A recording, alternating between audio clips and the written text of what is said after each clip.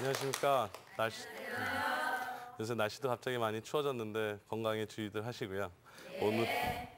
오늘은 오늘 공부할 내용은 저희가 무릎 관절에 생기는 관절염에 대해서 잠깐 좀 알아보도록 하겠습니다. 주위에 무릎이 아프신 분들이 없으신 분들이 아마 거의 없을 겁니다. 허리에 생기는 요통이랑 마찬가지로 무릎 관절에도 상당히 많은 인구에 상당히 많은 그 부분 그러니까 환자분들이 계시게 되는데요. 일단은 무릎에 생기는 관절염에 대해서 설명을 먼저 드리기 전에 관절이 뭔지 살짝 한번 좀 간단하게 알아보도록 하겠습니다. 사실 이제 관절이라는 용어는 이제 의학적인 용어인데요.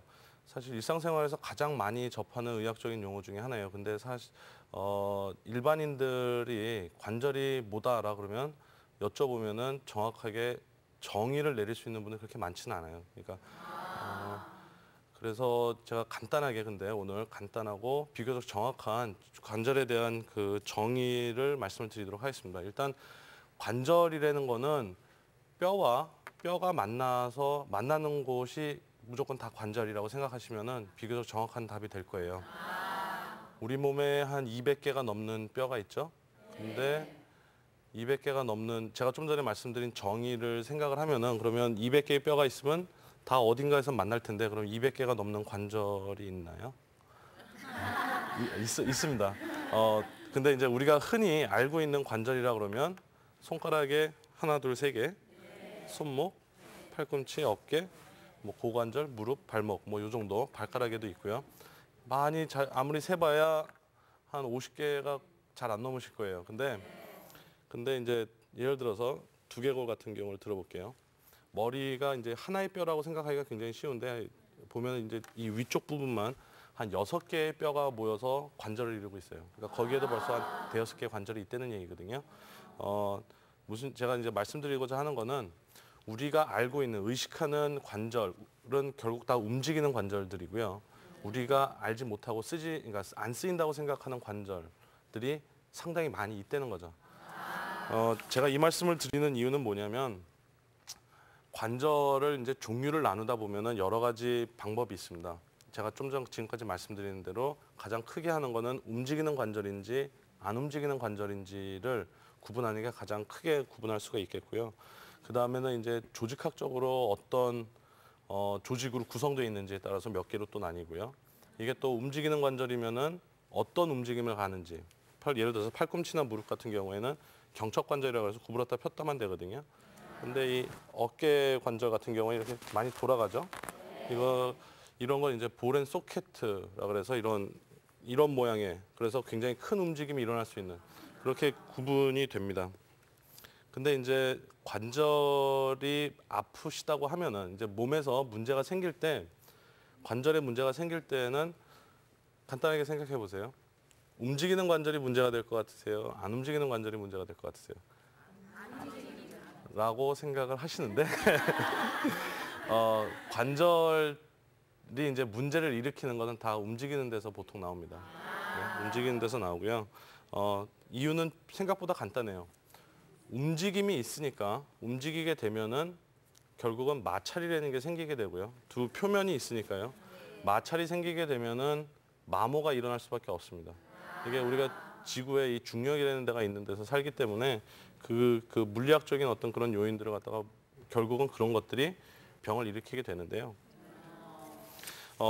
이게 바로 우리 그 오늘 공부해볼 퇴행성 관절염의 가장 중요한 포인트예요. 결국은 관절염이 퇴행성 관절염이라는 거는 움직임에 의해서 생기는 움직이지 않으면 퇴행성 관절염이 생길 리가 없죠. 여러 종류의 관절염이 있습니다. 관절염도 구분을 해보자고 하면은 가장 많이 알고 있는 퇴행성 관절염이 있겠고요. 퇴행성 관절염 말고 염증성 관절염이 있습니다. 또 그러니까 관절염이라는 게 결국은 그러니까 관절 안에 어떤 관절이든지 관절 안에 염증이 생기는 그거를 이제 관절염이라 그러는데요.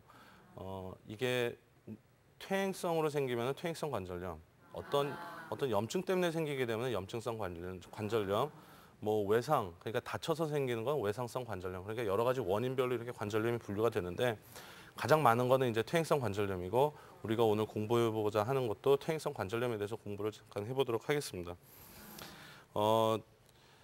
관절염 제가 정의를 지금 중간중간에 계속 몇 번 말씀을 드린 것 같은데요. 결국은 어떤 변화에 의해서 관절 안에 염증이 일어나는 것을 관절염이라고 그러고 퇴행성 관절염은 써서 사용량이 많아서 사용량이 과하게 돼서 결국 마모라는 게 일어나서 마모 때문에 생기는 건 이제 퇴행성 관절염이라고 그럽니다. 그러면 이제 많이 움직이면은 퇴행성 관절염이 생긴다고 제가 말씀을 드렸는데요. 퇴행성 관절염이 이 어깨, 이 팔꿈치, 손목 이런 데도 오나요? 보통 무릎에 오나요? 고관절에 오나요? 예, 무릎에 보통 많이 온다고 하죠. 그거는 이제 그 생기는 원인을 제가 아까 설명을 드렸는데 그걸 생각해 보면 간단하게 왜 거기가 많은지 답이 나옵니다.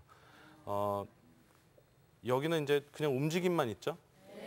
무릎 관절 같은 경우에는 보시면은 무릎 관절이 이렇게 움직이면서 움직임에 마찬가지로 있는데 이거는 체중이 여기에 다 실리게 됩니다. 체중이 실리게 되니까 이 마찰 계술에는 그러니까 이 관절면이 가지고 있는 표면 마찰 계수와 체중과 더불어 가지고 이 마모를 결정을 하게 되는데요. 그래서 무릎 쪽에 더 많이 관절염이 생기게 되고 가장 우리가 흔하게 접하는 게 이제 무릎에 대한 관절염입니다. 서양 같은 경우에는 이 고관절 쪽에도 관절염이 많이 오는데 비교적 우리나라 환자분들 보면은 고관절 쪽보다는 무릎이 훨씬 더 월등히 더 많은 관절염을 일으키게 됩니다. 이제 무릎에 생기는 관절염에 대해서 잠깐 또 한번 설명을 드리도록 하겠는데요. 이 모형을 보게 되면은 무릎은 세 가지 뼈, 아까 정의를 말씀드렸죠. 관절은 뼈가 만나는 데라고요. 무릎은 세 가지 뼈가 만나서 관절을 이루게 됩니다. 위에 있는 걸 대퇴골이라고 그러고요. 밑에 있는 걸 경골, 그 다음에 하나 숨어 있는 뼈가 있어요. 여기. 예, 이게 이제 슬개골이라고 그러는데 이게 무릎의 움직임에 굉장히 중요한 역할을 해주게 됩니다. 위에 있는 근육과 밑에 있는 근육을 지렛대 역할로 붙여 연결을 시켜줘서 무릎이 펴질 수 있게끔 해주는데요. 이 관절에 있는 그 면이 굉장히 중요한 역할을 하게 돼요. 관절면이 결국은 여기에 있는 게 이제 관절면인데 우리가 뭐 이제 뭐 사고를 끓여 먹는다든지 뭐 여러 가지 이런 거를 하다 보면은 하얗게 생긴 매끈한 그 면을 보는데 그게 이제 관절면입니다. 그 관절면이 이제 연골로 만들어져 있는데요. 의학적인 용칭은 초자양 연골이라는 거예요. 제가 잠깐 연골에 대해서 이게 이제 또 환자분들이 이제 여러 가지 질문 중에 글루코사민이라는 질문을 많이 간간히 하는데 그게 뭔지를 잠깐 설명을 드릴게요.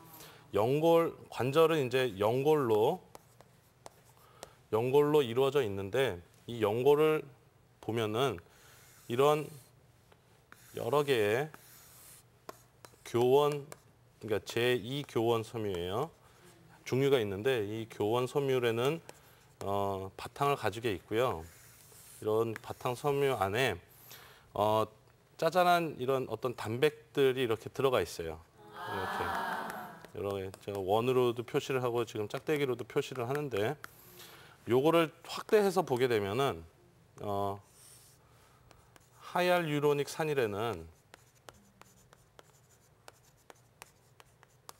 큰 분자에다가 여기에 그 다음에 그 중앙단백이라는 단백질이 붙어 있고요.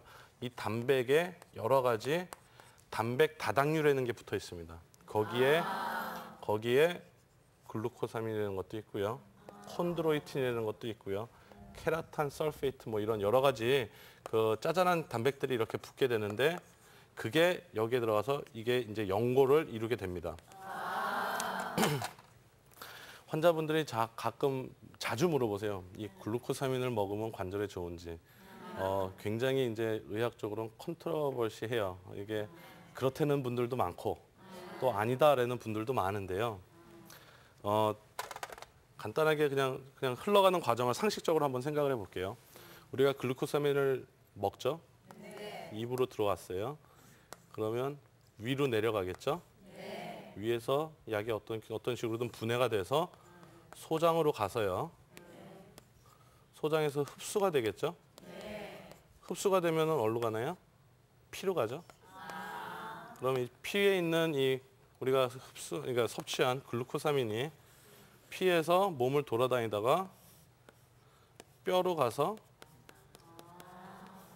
관절로 내려가서 요 중앙 단백을 찾아서 여기에 딱 갖다 들러붙어서 연골이 되나요?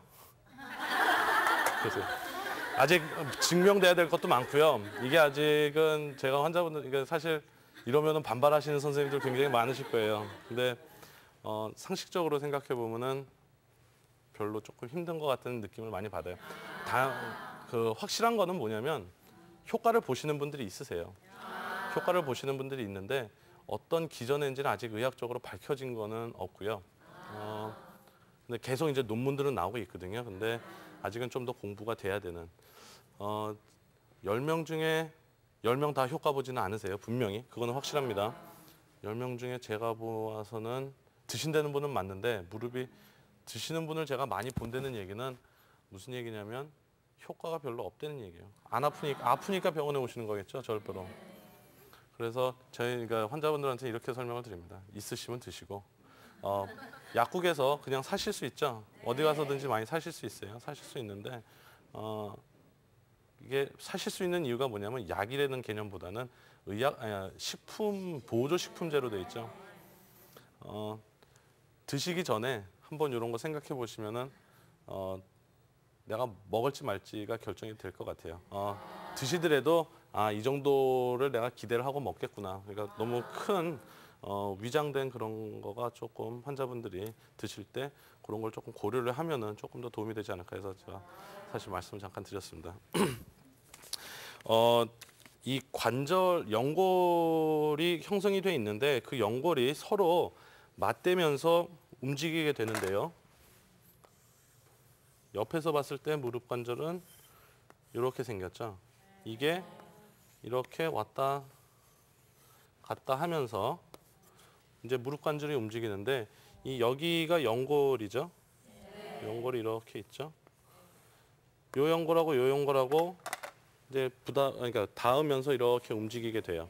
구부렸다 폈다가 되는데 저렇게 되면은 마찰이 꽤 많이 생긴 거라고 생각을 합니다. 그리고 실질적으로 좀 생기고요. 근데 굉장히 적은 마찰 계수를 가지고 있어요. 이 모든 물질들은 마찰 계수라는 게 있는데 이 무릎에 있는 연골, 이 초장 연골은 굉장히 마찰 계수가 적습니다. 그렇기 때문에 마찰이 그렇게 많이 생기질 않아요. 그리고 이 안에 관절액이라는 게 있어요.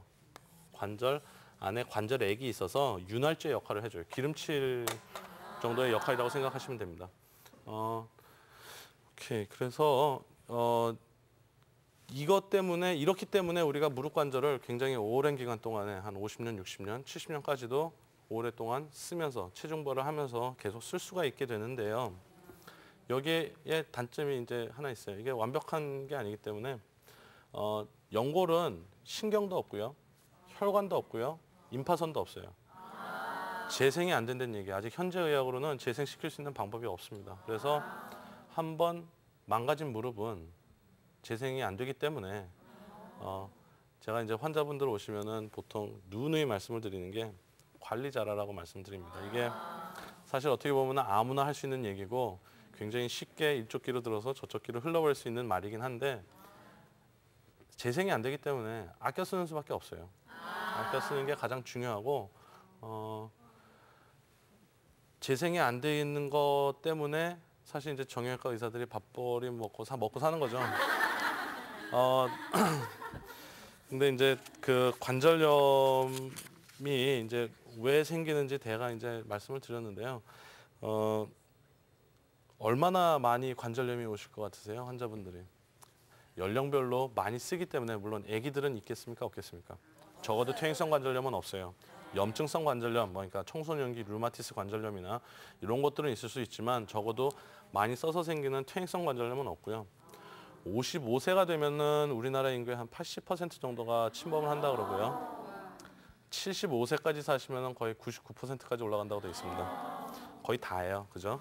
연세가 이제 50세 넘어가면서 60세, 70세 되면 거의 다 어느 정도는 와 있다고 봐야 되는데 이게 물리적인 요인, 그러니까 많이 쓰고 부하가 많이 걸리면 생기게 되고 어떤 신체적인 요인, 그러니까 노화 현상 이런 것 때문에도 영향을 끼치게 되는데 제가 그러니까 오늘 강의를 하면서 그러니까 꼭 전달이 됐으면 싶어하는 게 뭐냐면 환자분들이 무릎을 많이 쓰면 쓸수록 관절염은 온다라는 것만 하나만 기억을 해주셨으면 좋겠어요. 제가 그래서 이 관절이 어떻게 생겼고 왜 생겼고 뭐 이런 걸 다 설명을 드렸는데 그런 이유에서 그런 거예요. 많이 쓰면은 닳습니다. 다르면은 관절염이 올 수밖에 없어요. 이거는 너무나 간단한 건데 제가 이제 조금 간단하게 그 무릎 관절염의 이제 증상 다 아실 거예요. 가장 뭐 있죠? 통증 있죠? 통증은 가만히 있을 때도 아플 수 있고 양상이 굉장히 다양합니다. 보통 가만히 있을 때 아플 수 있고 걸어 다닐 때만 아플 수도 있고 뭐 계단 오를 때만 불편하실 수도 있고 물론 여러 가지 조합이 생길 수는 있겠지만 양상은 굉장히 다양해요. 그리고 관절염을 병원에서 치료하는 목표도 결국은 이 통증을 없애주는 게 주 목적 중에 하나라고 해서 이야기할 수가 있어요. 통증 말고 그 다음에는 뭐가 있죠? 부종이 있습니다. 부종이라는 건 뭐냐면 무릎 관절이 붓는 거예요. 어르신들이 보통 말씀하시는데 물이 찼다 그러시죠? 물 찼다는 얘기가 이제 퇴행성 관절염이라고 설명을 하면 어르신들 말씀하시는 그게 아니야. 무릎에 물이 찼어. 이렇게 말씀을 하시는데 이게 결국 관절염 때문에 생기는 부종.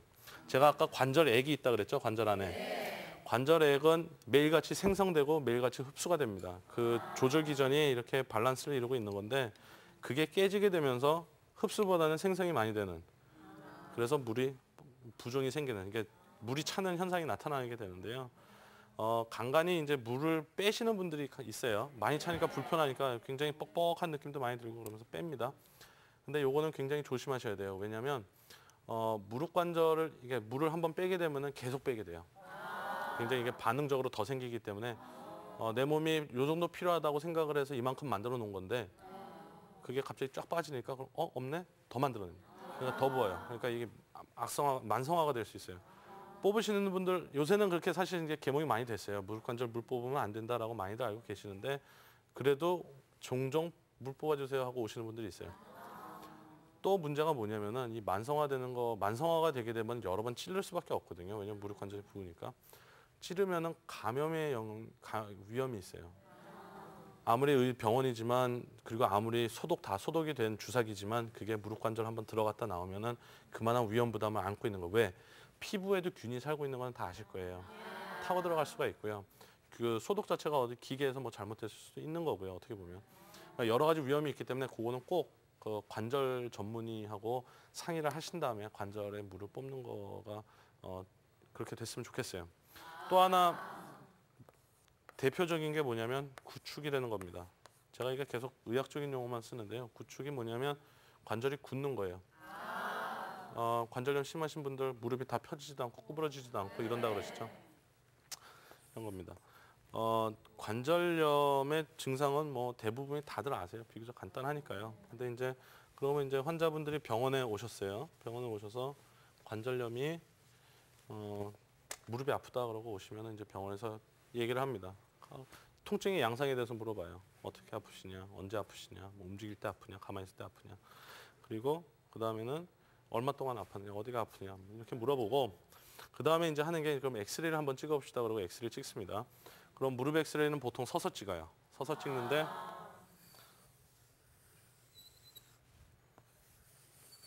이게 이제 무릎 엑스레이예요. 제가 아까 연골이 있다 그랬죠? 연골은 엑스레이 이게 무릎 사진을 보게 되면 이렇게 보여요. 보시면 아실 거예요. 근데 그러면 이게 붕 떠 있죠? 이 떠 있는 게 연골은 엑스레이 상에서 안 보이거든요. 그래서 이렇게 연골이 있는데 실질적으로 떠 보이게 됩니다. 이거는 이제 깨끗한 무릎이고요. 제가 이제 관절염이 있는 무릎을 조금 작게 옆에 그려보면은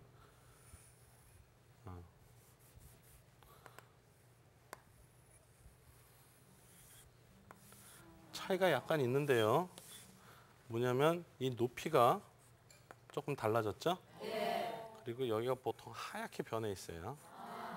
그 다음에 이렇게 뾰족뾰족 튀어나와 있습니다. 퇴행성 관절염의 전형적인 사진인데요. 제가 몇 개만 설명을 드릴게요. 관절 간격이 좁아지는 이유는 관절이 닳는다 그랬죠? 연골이 닳으면은 연골 자체가 없어집니다. 이만했던 게 요만큼 줄어요. 그러면서 간격이 좁아지는 거고요. 이 골격들은 뼈들이 이게 관절이 불안정해지니까 뼈들이 자극을 받으면서 이렇게 자라나오게 되고요. 이쪽으로 많이 보통 이제 바깥쪽은 열려 있는데 안쪽이 좁아지는 경우가 많은데 안쪽이 왜 그러냐면 이쪽으로 체중 부하가 더 많이 되게 돼 있어요. 우리 옷자다리가 된다 그러죠. 옷자다리가 되는데 체중 부하는 여기로 떨어지죠. 그렇게 되면은 이게 힘이 이쪽으로 받을 수밖에 없어요. 안쪽으로. 그래서 여기가 많이 좁아지는 겁니다. 분류를 하게 되면은 엑스레이 선상으로 우리가 분류를 하게 되면 초기, 중기, 말기쯤으로 나뉘는데 치료에 대해서 말씀을 드리면은 치료는 관절염 치료 받아보신 분 있으세요 혹시 여기서? 대부분의 경우 병원에 가면은 약물 치료하고요. 약 드실게요. 그러고 물리치료 좀 받으세요. 그러고 그다음에 파스 붙이고 그러다 안 되면은 주사 맞으라 그러고 주사 맞으다 안 되면은 그럼 수술 받자 그러고 이렇게 식으로 갑니다. 관절염이기 때문에 염증이 있기 때문에 염증을 깔아앉히는 약을 드립니다. 소염제라 그러는데요. 소염제 종류도 여러 가지가 있어요. 소염제 드시면은 뭐 붓는다, 살이 찐다 뭐 이런 얘기들 많이 듣고 계신데 요새는 약들이 나오는 게 좋기 때문에 그런 일이 그렇게 막 비일비재하지도 않고요. 또 자기한테 맞는 약이 있어요. 꼭 증상도 좋아지고 그다음에 붓지도 않고 부작용도 별로 없고 그런 약들이 꼭 있습니다. 그리고 약 중에 보통 소염제 말고 근유한제를 같이 섞어주는데요. 관절염이 있게 되면은 근육이 좀 긴장하게 돼요. 그래서 그걸 풀어주기 위해서 근유한제를 좀 섞고 소화제 섞어드리고요. 보통 3알에서 4알 정도 되는데 그렇게가 되거든요. 약물 치료 말고 염증을 갖다가 치료하는 데 있어서 물리치료를 또 하게 되는데 물리치료는 결국 뜨뜻하게 해주는 거예요. 얼마나 효율적으로 열을 관절 안으로 전달해주게 되는데 집에서 뜨거운 찜질, 집에서 뭐 물리치료기계 샀어요. 물리치료 받을래요? 이러시는 분들 가끔 있는데 보통은 병원에서 한 1, 2주 정도는 급성기 때 받는 게 좋습니다. 왜냐하면 좀 더 효율적으로 열을 밑으로 전달시켜 줄 수가 있어요.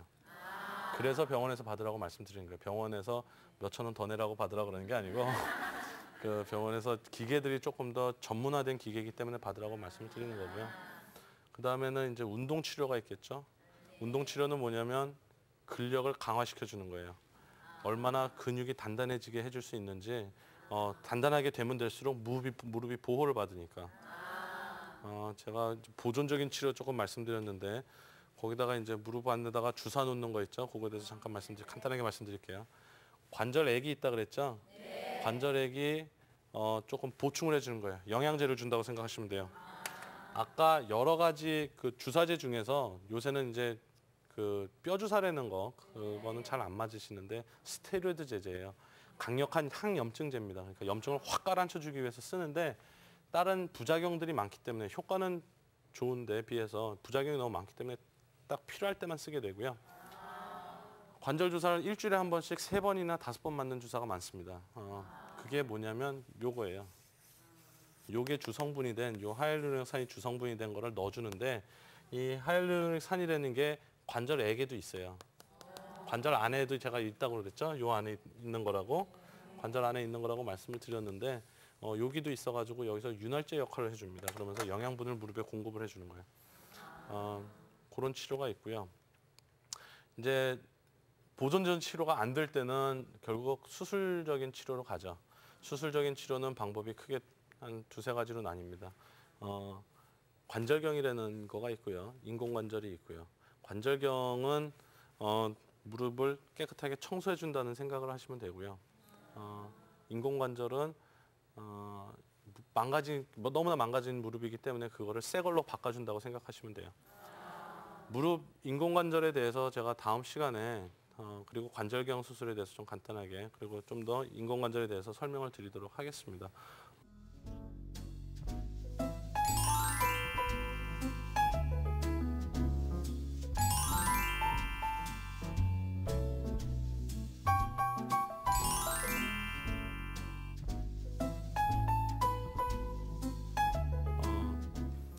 제가 다시 한번 강조하고 싶은 거는 뭐냐면 무릎 퇴행성 관절염은